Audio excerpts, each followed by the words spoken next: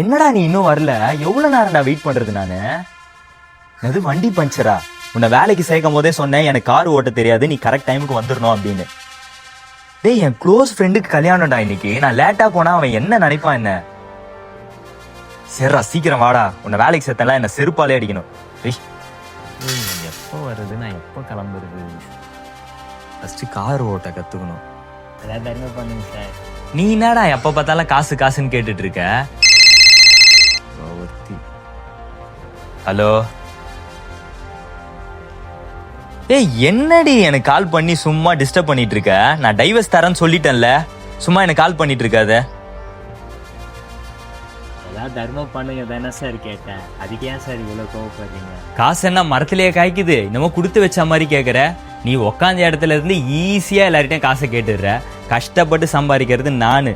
Sir night தூங்கும் போது காலையில் எழுந்துப்போமா மாட்டோமா நினச்சி தான் சார் தூங்குவேன். காலையில் எழுந்ததுக்கப்புறம் உயிரோடு இருக்குமான்னு ரொம்ப சந்தோஷப்படுவேன் சார். அப்புறம் சாப்பாடு கிடைக்கலனாலும் கோவம்லாம் பட மாட்டேன் சார், நிம்மதியாக தான் சார் இருப்பேன். ஆனால் இவ்வளோ இருந்தும் ஏன் சார் நீங்கள் சந்தோஷமாகவே இல்லை? நீ சொல்றது எனக்கு புரியல, என்ன சொல்ல வர? பணம் இருந்துட்டா வாழ்க்கை நிம்மதியாக இருக்கும் எல்லாரும் நினைக்கிறாங்க. வாழ்க்கைக்கு பணம் தேவை தான் சார், ஆனால் பணமே வாழ்க்கைலாம் கிடையாது சார். பணம் இல்லைன்னா நிம்மதி இருக்காது, சாப்பிட்றதுக்கு சோறு கூட இருக்காது. பணம் தான் இங்க எல்லாமே. சார் நீங்கள் சாப்பிட்றதுக்கு நல்ல சாப்பாடு இருக்குது, போட்டுக்க நல்ல துணிமணி இருக்குது, எங்கேயாவது போகிறதுக்கு ஒரு கார் இருக்குது, மழை பெஞ்சா பயந்தாமல் இருக்க ஒரு வீடு இருக்குது, ஒரு நல்ல வேலை இருக்குது, உங்கள் பேர் சொல்லி கூப்பிட்றதுக்கு 4 பேர் இருக்காங்க. இவ்வளோ இருந்தும் ஏன் சார் உங்கள்கிட்ட அமைதி மட்டும் இல்லை? சார் நான் பிச்சைக்காரன் தான், உங்களுக்கு இப்படி அறிகுறை சொல்கிறேன்னு நினைக்காதீங்க.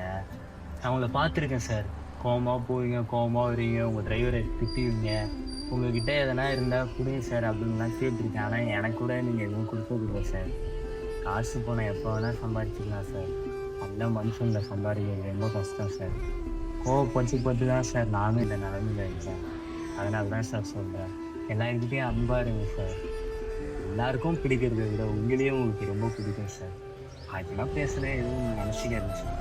மனுஷனை பார்த்து தான் ஏன் சார்? காரு வீடு காசு இருக்கவன் தான் பெரிய ஆளுன்னு நினச்சிக்கிட்டு இருந்தேன். ஆனால் நிம்மதி தான் பெருசு அப்படின்னு நீ எனக்கு இன்னைக்கு புரிய வச்சுட்ட. நீ சொன்ன மாதிரி உண்மையாகவே நான் நிம்மதியாகவே இல்லை. எல்லாருக்கிட்டேயும் சண்டை போடுவேன், கோவமாக பேசுவேன், எதுக்காக ஓடுறேனே தெரியாமல் ஓடிட்டுருக்கேன்.